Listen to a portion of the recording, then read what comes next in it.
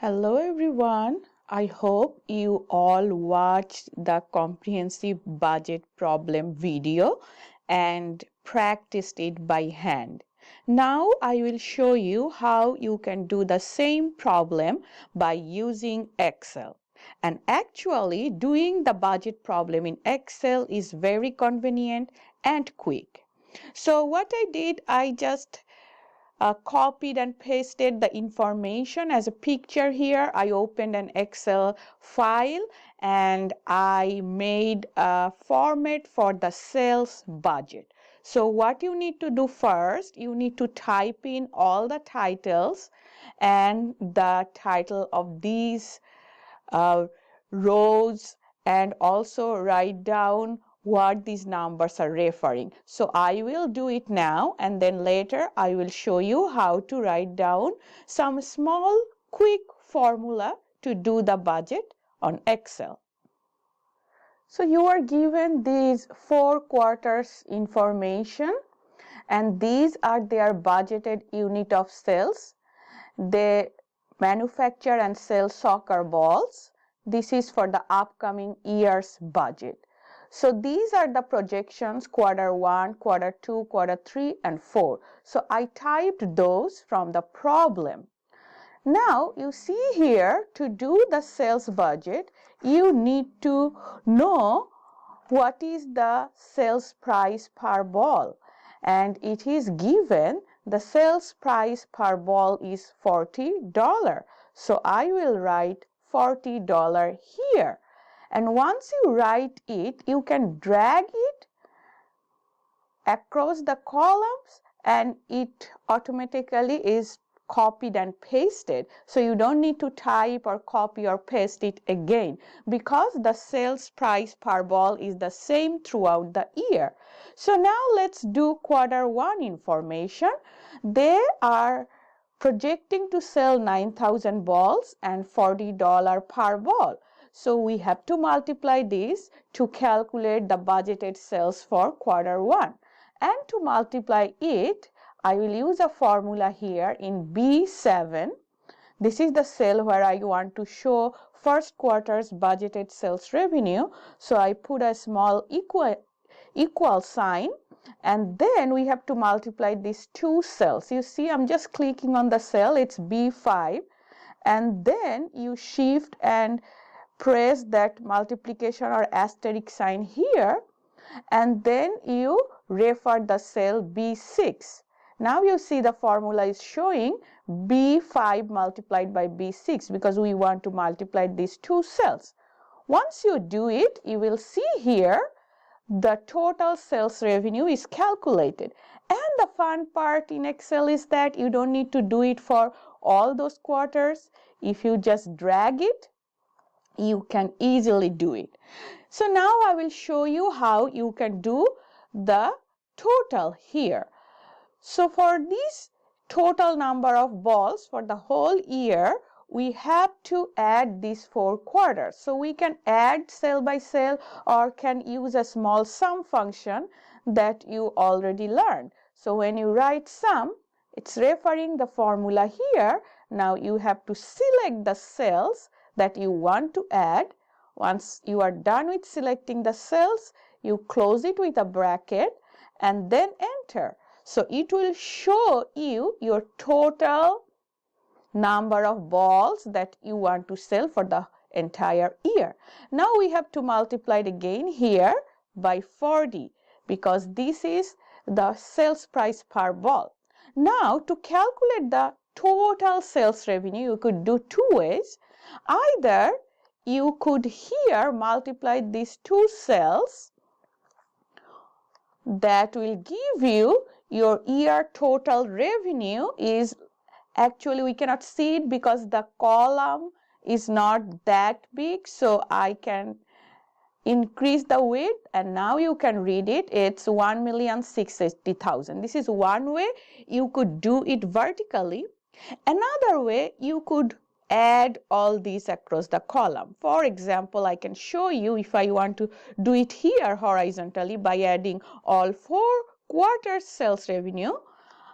The formula I have to use is just the sum formula for all these quarters, and it will give you your total sales projected for the year. Now you see here, these cells are showing decimals and it looks like too many numbers, and the problem you will see, we don't have any like decimals or unit digits, all are in thousands, might be some in hundreds, so we don't need to show decimals. So if you want to show only the round numbers, no decimals, you can do it like this. You can select those cells, and then here you will see these two little tabs here, increase or decrease decimal. So we want to decrease decimal, we don't need to show what is in decimal, so you can do it like this. This is how you can do your sales budget so quickly. Next we will see how we can do the production budget in Excel. Now we will do the production budget. As you already know, production budget will be in units. So all will be the number of balls. Now what I did here, I made a similar format. I label all those rows. You already learned how to do by hand. Now I will plug in the numbers here.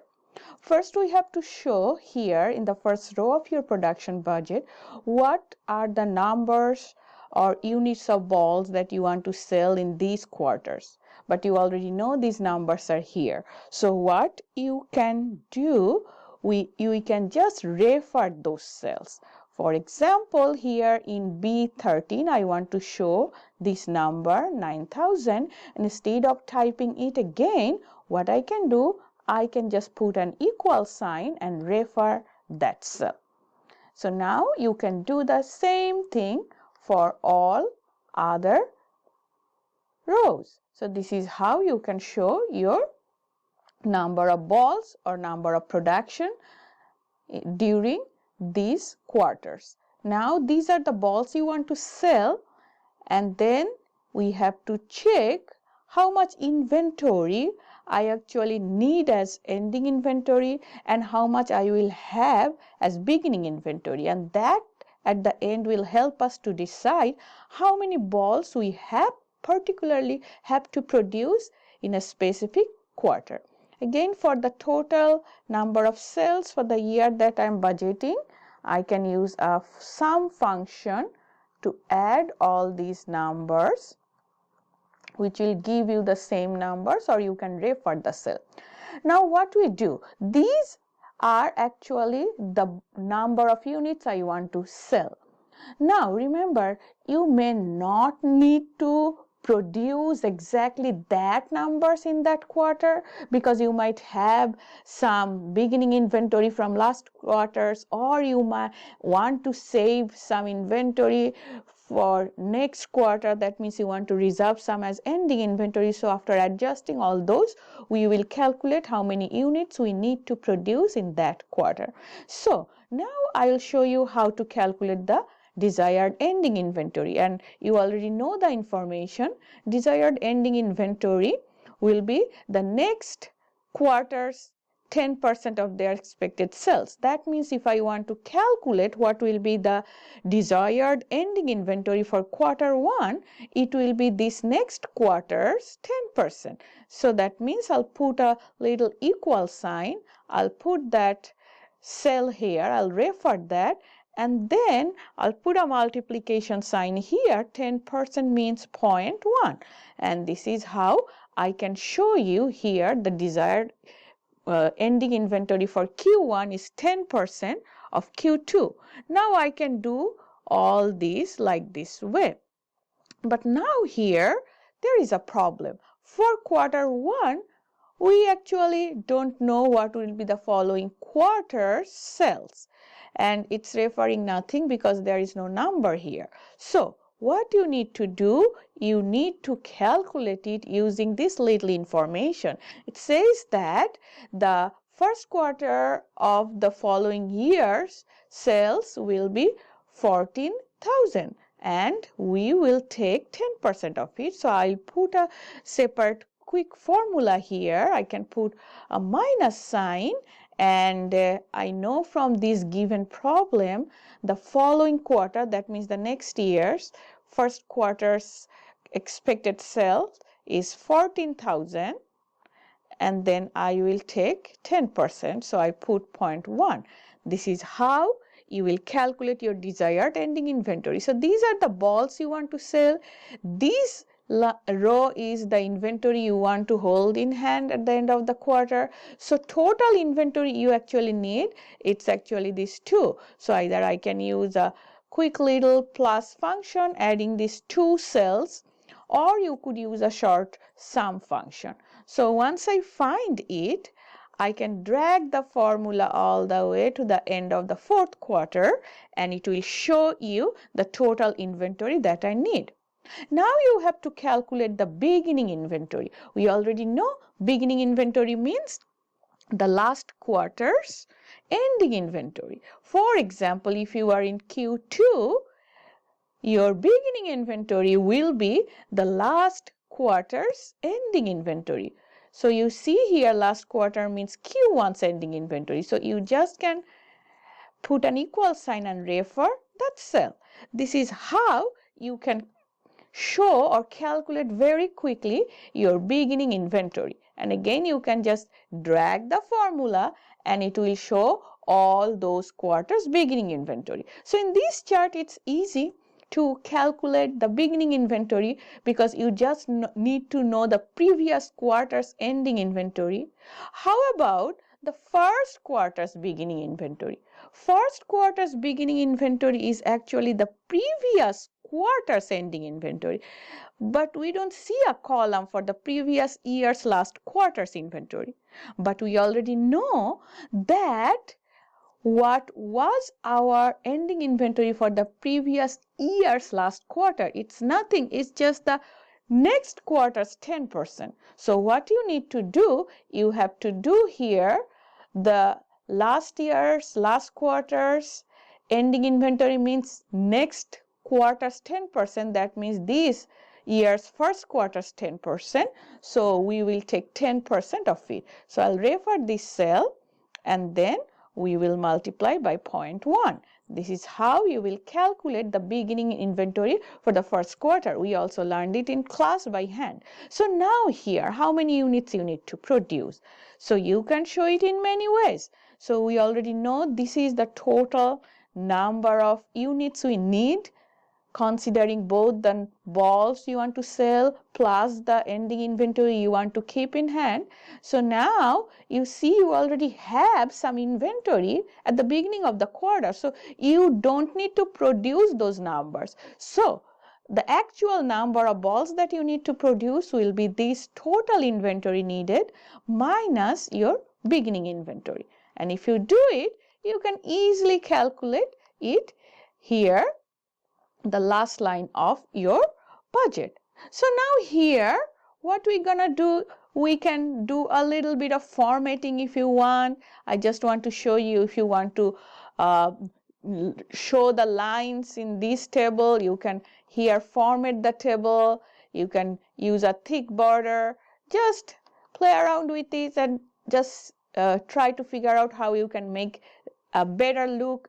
Here you can show the numbers. If you want to show it in the center of the cell, you can format the fonts. Here I have used Times New Roman, so if you want you can change the formats from there. So you have every options to make it look better. So now here what we're gonna do, this is the last line, all are units, so we don't need to show the dollar sign.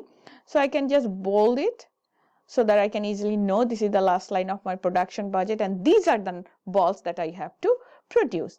Now here we will do the end of the year column. So we have to be careful. We just cannot add here everything across the column. For example, what will be the ending inventory at the end of the year? It's not the total ending inventory. Rather, last quarter's ending inventory will be the entire year's ending inventory, right? So we'll refer only the last quarter's ending inventory. Now total inventory needed, it's the same thing. Here, how many I want to sell, how many I want to save as ending inventory? How about the beginning inventory? Again, for beginning inventory, it's not the total across all 4 quarters numbers. So beginning inventory means here what we have at the beginning of the year. So I'll refer the first quarter's beginning inventory. And now here, if you want to show you total number of units you need to produce, again, we could do 2 ways. Either we could do this vertically, that means total inventory needed, and then we subtract our beginning inventory, or you could add all these across the columns and you should get the same numbers here. So now here you learn how you can do this budget very quickly by using an Excel. And next we will learn how we can do our next budget, which is the direct material budget. Now we will do the direct material budget. And you know this budget, the most of the parts will be in number of units, and then we will multiply the price per unit of direct material, and finally we will show the cost of those direct material that we need for a particular quarter and of course for the whole year. First we will start with the number of units that we need to produce, and to get that number you need to go up to our previous budget, which we already did, which is the production budget. So instead of typing all those, we will just refer to these cells where we showed the final line of the production budget. That means how many units we need to produce. So for example, in quarter 1, we need to produce 9,100 units. So I'll refer the cell which is B17, and I will do the same for every quarter. This is how we are linking our direct material budget to our production budget. Now what you need to do? You need to think for all those units that we budgeted to produce, how much direct material we need. Here you will see the problem gives you the information.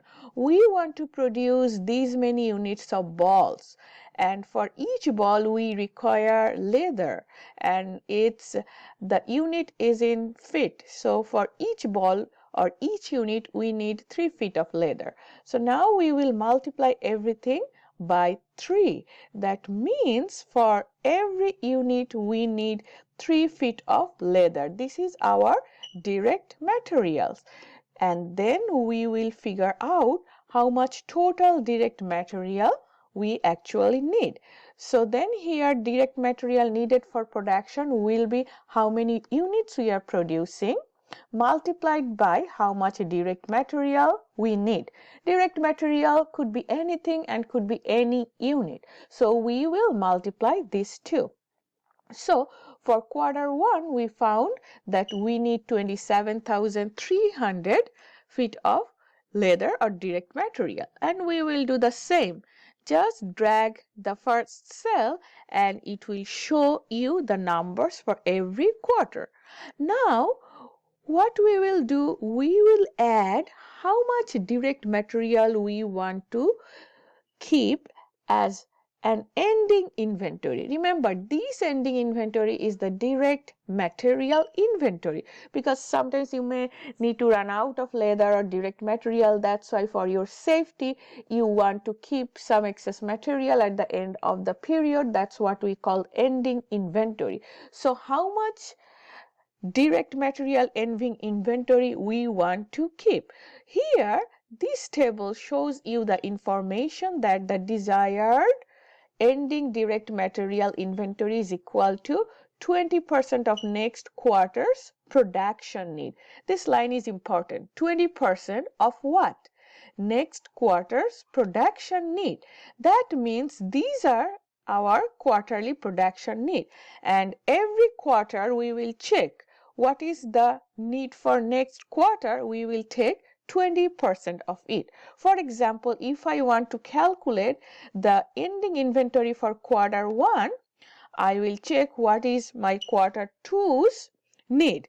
My quarter 2's need is given here. Instead of writing it, I'll just refer quarter 2 sales, which is C25, and we want to save 20% as ending inventory. So I will just multiply it by 0.2.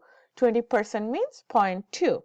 So once we do it, then again we can drag everything.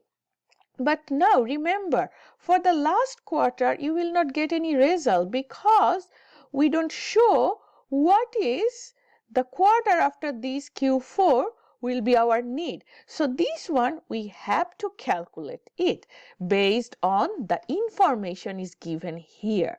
Look, this bullet point shows you that the expected number of balls need to be produced in the first quarter of the year following the year given in the preceding table is 15,000. That means if you want to think of the next year after this year, we actually need 15,000 balls. And we know these 15,000 is our balls that we want to produce, but we have to calculate the direct material, and we already know that for each ball we need 3 feet. So how much will be our need for direct material? Here we have to show first how many units we will produce the first quarter of the following year, which is given 15,000. And then we know for every unit that we're gonna produce, we need 3 feet of leather. That means this is my next quarter's production need, and we want to save 20%. And then I will multiply it by 0.2, which is 20%. So this one is a little bit tricky. I hope you followed when we did it in class, and now you will understand how I calculated it. I'm again highlighting the formula if you need to check again to do it your assignment problems. Now we did our ending inventory, and you already know how to calculate your total direct material needed. It's of course the direct material we need for production, plus we want to save some direct material as ending inventory. So we have to add these two, and that will tell you how much total direct material we actually need. And we can do it for every quarter just by dragging the Excel formula from the first cell. Now we have to subtract our beginning inventory. Look, this seems like the direct material we need, but you know every quarter we are saving some materials as ending inventory, which will be next quarter's beginning inventory. Since those direct materials are already I have, so we don't need those. That's why those beginning inventory we need to subtract it.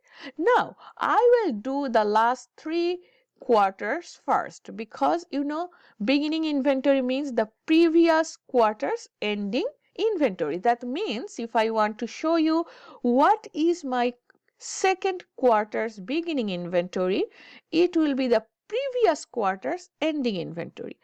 That means it will be quarter 1's ending inventory, which is in cell B26.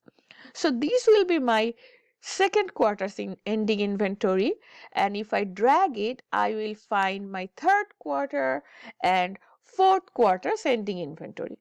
How about beginning inventory. How about the beginning inventory here for the first quarter? So to know the beginning inventory for this first quarter, we should know what was the ending inventory the previous quarter, but we don't have that information. But you know, for any quarter, ending inventory is actually 20% of next quarter's production need. So if you imagine the quarter here right before the year started, the next quarter means quarter 1, and here is the next quarter's production need. So when you were in the previous quarter, you should save 20% of these quarters as your ending inventory, which will be my beginning inventory. So what I will do, I will just simply take 20% of this quarter's need, which is already given. I'll multiply it by 0.2. So this one is again tricky. I hope you will understand the concept. Don't just be mechanical. We also explained it in class. This is how we got all those beginning inventory, and you already know beginning inventory means that what you already have. So we don't need to buy those inventories, so we will subtract the beginning inventory from this total direct material needed, and that will actually tell you how much direct material you need to purchase for that quarter. So now if you subtract your beginning inventory from your total direct material needed, you will figure out how much direct material need to purchase. So again, these are all units. Units means these are direct material, the leather, how many feet we need. Now I will multiply it by the price per unit of direct material. And the bullet point here, it says the leather cost is $10 per feet. So now here I will put $10.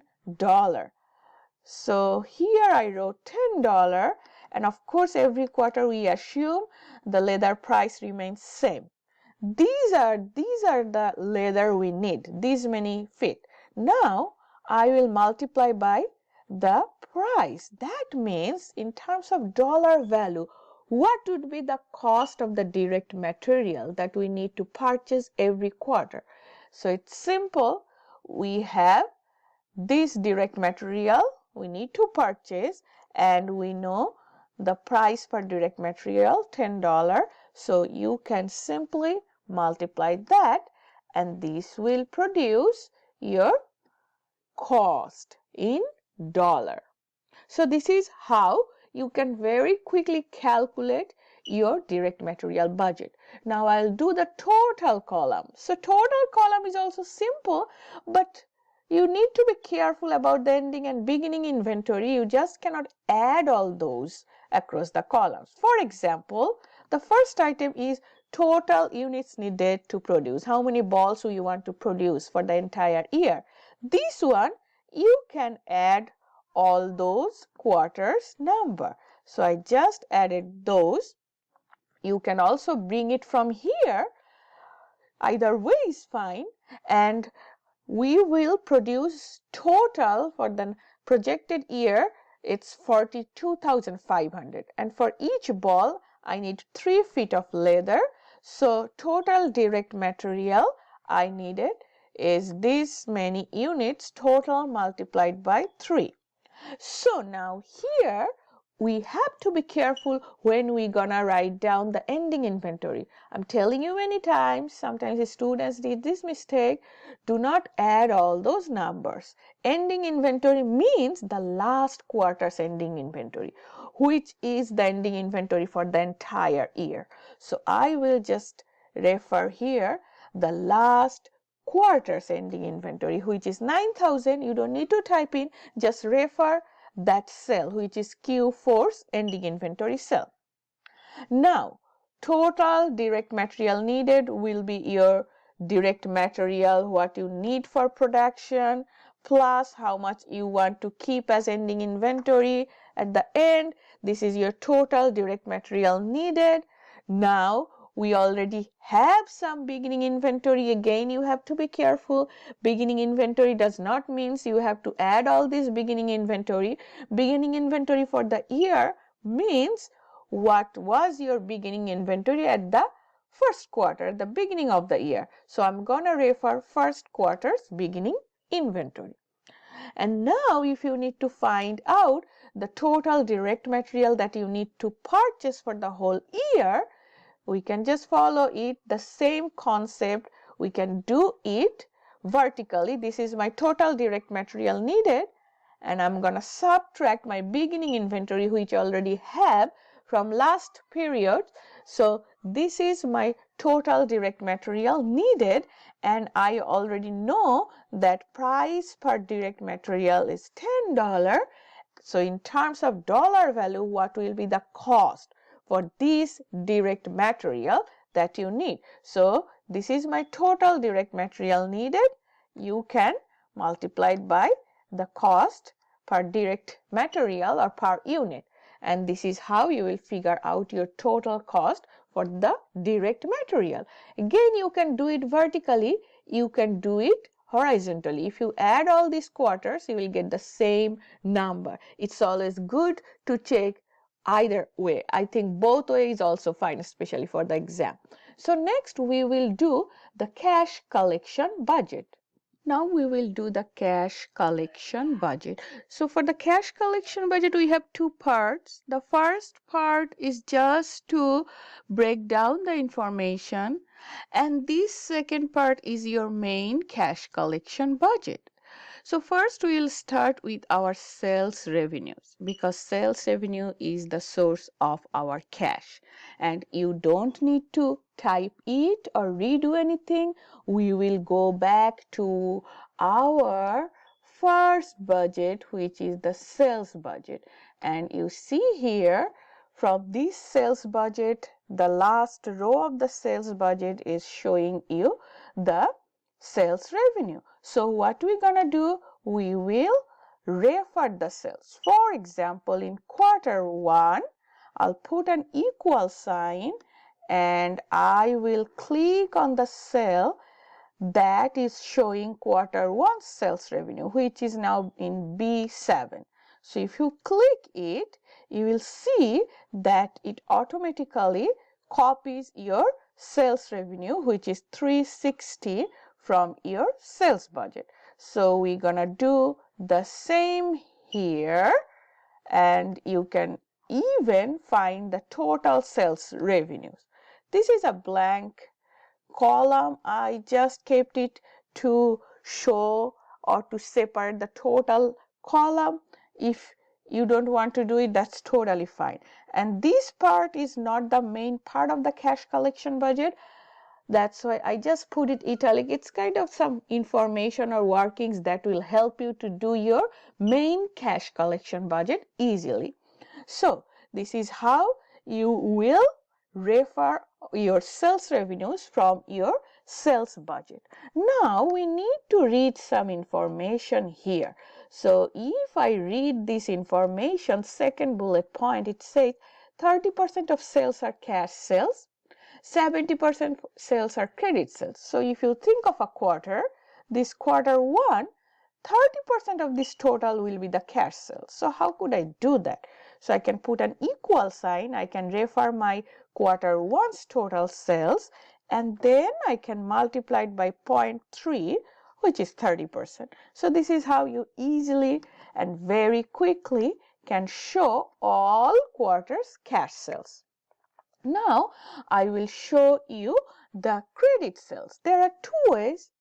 This is my total sales. You can either subtract cash sales, or credit sales is the rest, which means 70% of your total sales. So the total sales which is now in quarter 1 in B37, and then if you multiply it by 0.7, which means 70%, and this is how you can figure out the rest of your sales, which is the credit sales, or 70% of the sales. Either you can subtract your cash sales from the total sales revenue, or you can just do it separately. 30% of this total sales revenue will be cash sales, and 70% of this total sales revenue will be credit sales. And again, once you get the first cell or first quarter's number, you can just drag it.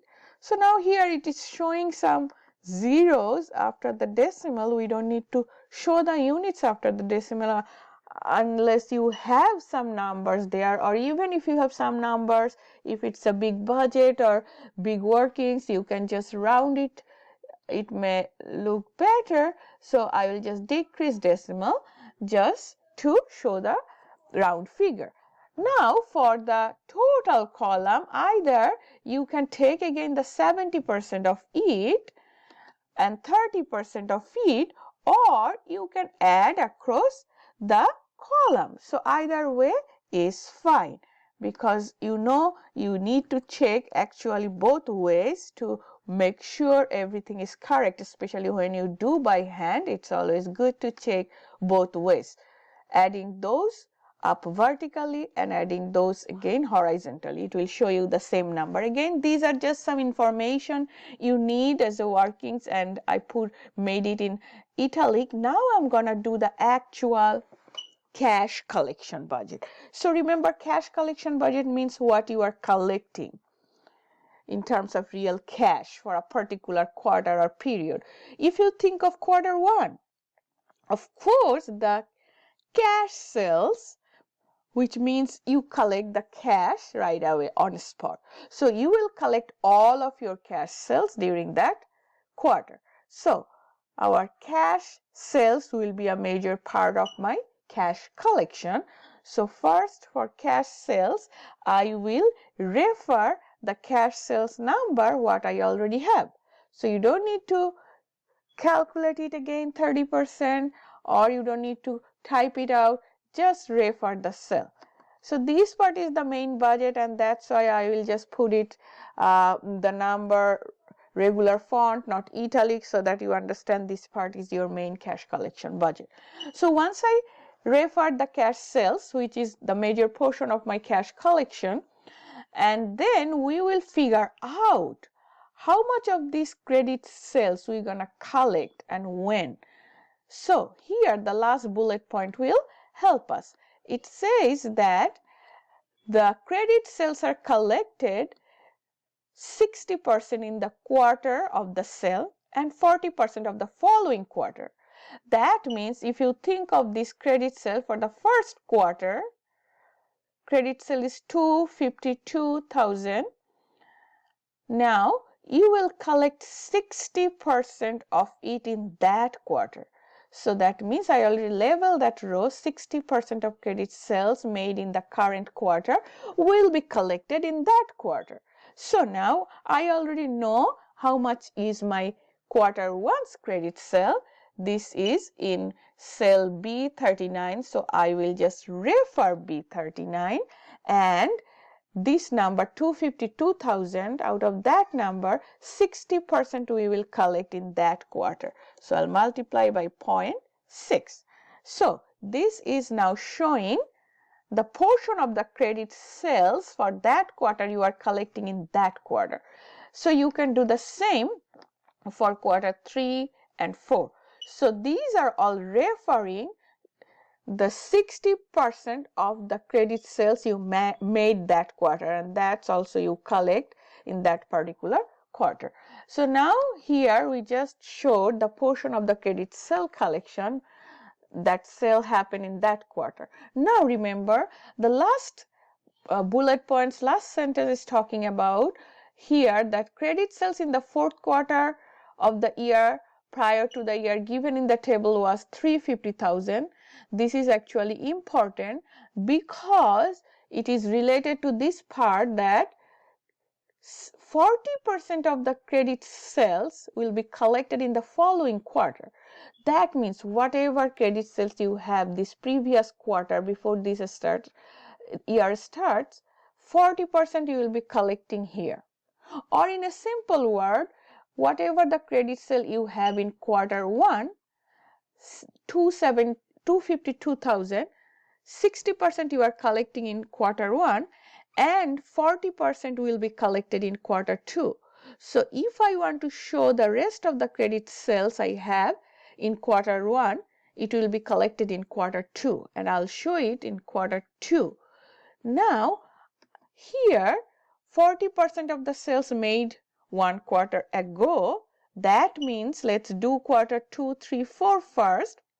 That means for quarter 2 you have to look at the previous quarter's credit sales, which is 252,000. So I just referred it, and 40% of it will be collected in this quarter, which is quarter 2. So I'll just multiply it by 0.4. And this way, I can refer the other cells. And let's fix the decimal. So now let's take a look at another quarters number. So now here Q4, let's check the formula again. So Q4 is showing that it is actually nothing. It is Q3's 40% of credit sales, and that's it. This bullet point is talking about that 40% of the credit sales will be collected in the following quarter. Now, how about the first quarter? You need to think of what was your credit sale in the previous quarter, the last year. It is given here. The credit sales of the last quarter or the fourth quarter in the prior year was 350,000, and 60% of that was collected in that quarter. That means prior year's quarter 4. Now the 40% of it will be collected now, quarter 1. So now we will do it again. 350,000. Since the number is not here in any of the cells, just a picture, I cannot refer it. Rather, I'll just write it down. 350,000. That was my prior year's last quarter's credit sales. Now I will collect 40% it in this quarter, which is this year's quarter 1. So I'll multiply it by 0.4, and that will give you this number.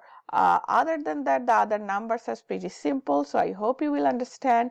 I am using the formula which is given in the last line of the last bullet point.